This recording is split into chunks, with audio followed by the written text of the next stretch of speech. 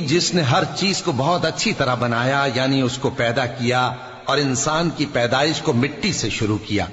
پھر اس کی نسل ایک قسم کے خلاصے سے یعنی حقیر پانی سے بنائی، پھر اس کو درست کیا، پھر اس میں اپنی طرف سے روح پھونکی اور تمہارے کان اور آنکھیں اور دل بنائے، مگر تم بہت کم شکر کرتے ہو۔ اور کہنے لگے کہ جب ہم زمین میں ملیا میٹ ہو جائیں گے تو کیا اثر نو پیدا ہوں گے؟ حقیقت یہ ہے کہ یہ لوگ اپنے پروردگار کے سامنے جانے ہی کے قائل نہیں۔ کہہ دو کہ موت کا فرشتہ جو تم پر مقرر کیا گیا ہے تمہاری روحیں قبض کر لیتا ہے، پھر تم اپنے پروردگار کی طرف لوٹائے جاؤ گے، اور تم تعجب کرو جب دیکھو کہ گناہگار اپنے پروردگار کے سامنے سر جھکائے ہوں گے اور کہیں گے کہ اے ہمارے پروردگار، ہم نے دیکھ لیا اور سن لیا، تو ہم کو دنیا میں واپس بھیج دے کہ نیک عمل کریں، بے شک ہم یقین کرنے والے ہیں۔